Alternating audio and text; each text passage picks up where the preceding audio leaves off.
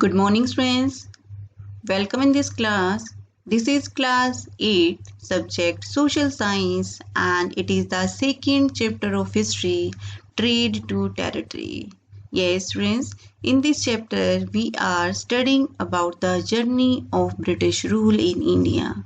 Yes, in the first phase of the chapter, we have studied that East India Company came in India for trading purpose, and in the last phase of the chapter, means in today's lecture, we will discuss about that how East India Company and how the Britisher became the owner, master, or ruler of Indian territory. So let's we start today's discussion. Yes, in today's discussion, the topics which are to be discussed are like this.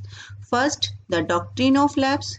Next, setting up new administration, the company's army, and the conclusion of the chapter. But before starting the today's lecture, first we will recapitulate our previous topics in brief. Yes, student, in the starting of the chapter, as we studied that East India Company came in India in 1600 after getting the charter from Queen Elizabeth, the ruler of England.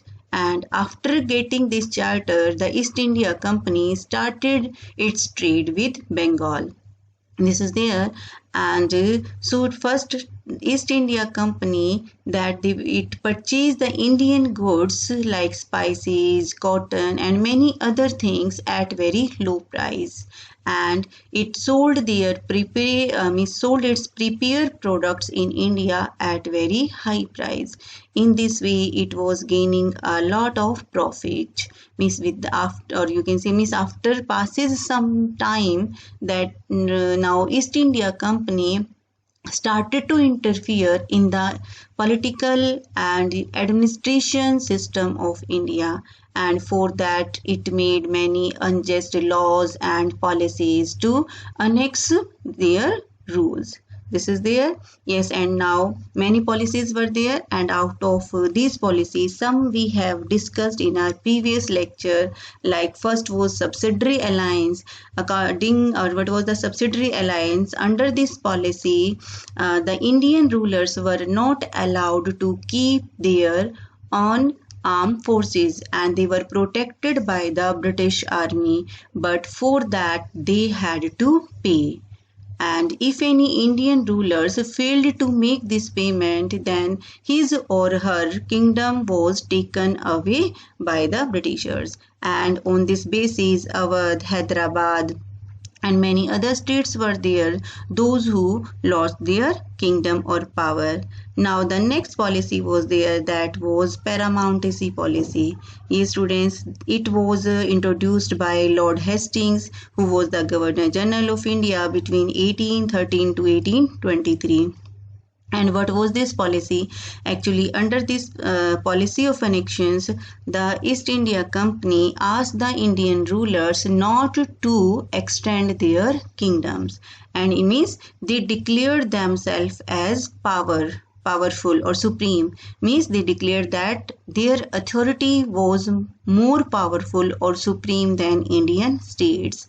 These were there, and according to these policies, many kingdoms like Sindh, Punjab, they were taken by the Britishers. So now students, means after this, means after in 49 Punjab was also annexed by the Britishers, and now the most of the India was under control of Britishers because of their policy of annexations, and they also use political methods of annexations. So in next we will discuss about the policy of doctrine of lapse.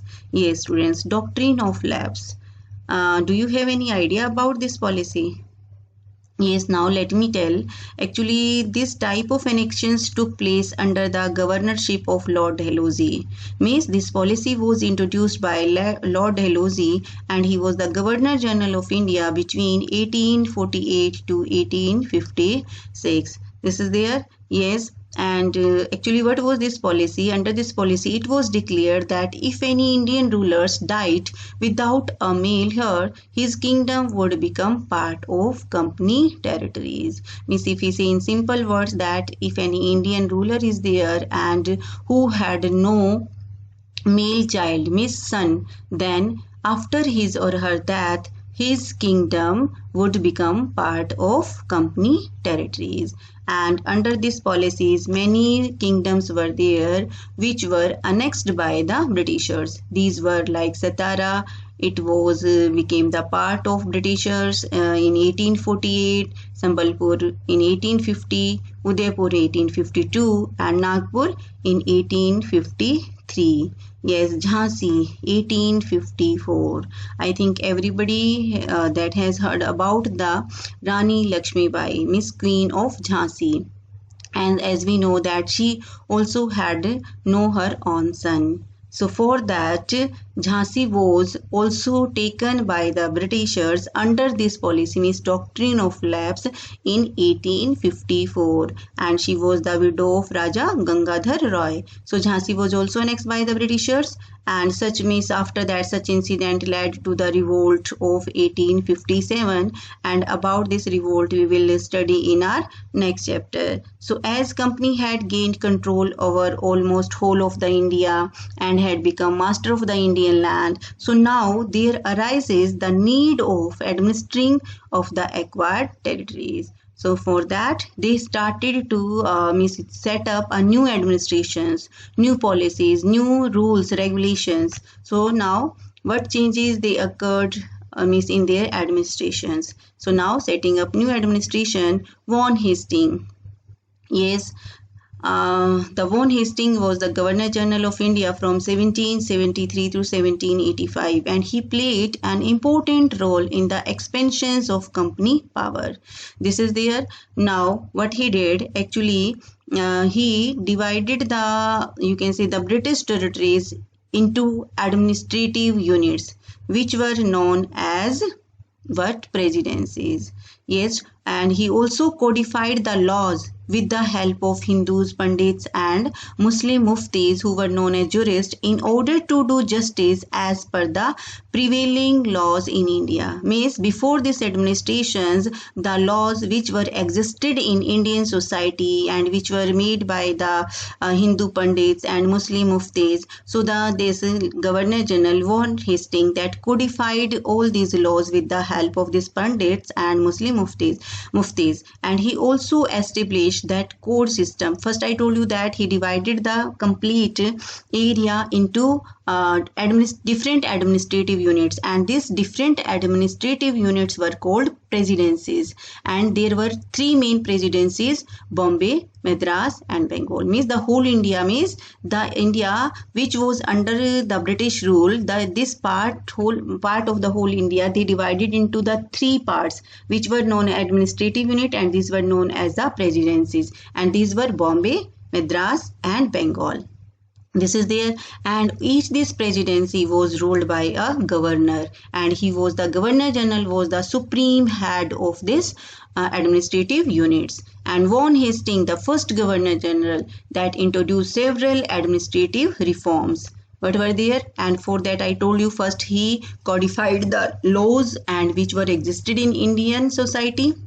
And for that another reforms he made, that he established a court system in 1772, and in under this court system he had two branches, means it is divided it into two branches. Means the court system of the Britisher had two branches of law. One was their criminal court, and second was civil court. Criminal court was also known as Fauzdari Adalat, and civil court was known as Diwani Adalat. Diwani means right of collection. Diwan was the person who had the right of collection tax. So means Diwani Adalat means in this court the cases related to the revenue, taxes, they were held, and in criminal court the cases related to any wrong act or means related to the crimes or disputes, or these were held in the criminal court. Yes students, now the next is there.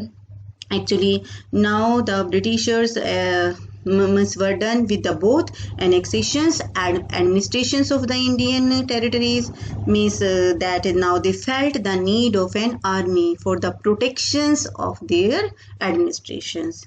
Means they had control on administrations, and now for the protections of their administration they needed army. They felt the need of army. So for that what they did, yes, the new British administration brought some new ideas of administration, but like an other administration, the power of Britisher was also dependent on a strong army. So they started recruiting Indian peasants, means Indian farmers and workers to their own army. What did they do? In the starting, actually, it was not possible to recruit all British officials in their army. So what did they did in the starting? They recruiting Indians farmers and workers to their own army, and just like the Mughal army that composed of Sawars, those who were known as so like soldiers on the horseback, and Paidal means those who were the foot soldiers. And now British army also had cavalry that consisting of both Sawars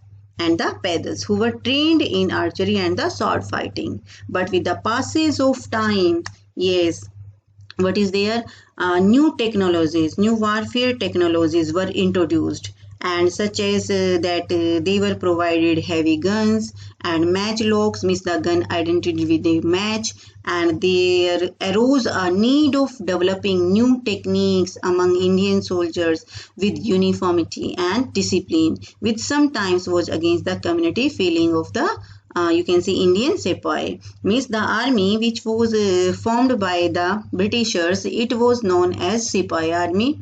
And with the passage of time, like the soldiers were trained in European techniques. Means in the early 19th centuries, the Britishers began to develop a uniform military culture, and soldiers were increasingly subjected to European style training, drill and discipline that regulated their life for more than before. Actually, in the starting, when they started to recruit the Indians, peasants and the workers, so later on with the passage of time, they introduced a uniform military, means the same for everyone, and for that now they started to train their soldiers in European style training and drill, and there were a great you can say discipline was there, rules and regulation.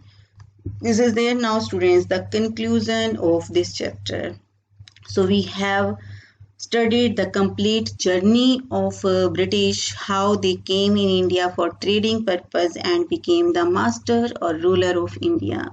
So means after going through the contents of this chapter, we come to a conclusion that it is right to say that a company known as East India Company that entered in India in order to trade and finally gained power over the territories of India and became a ruler of our country.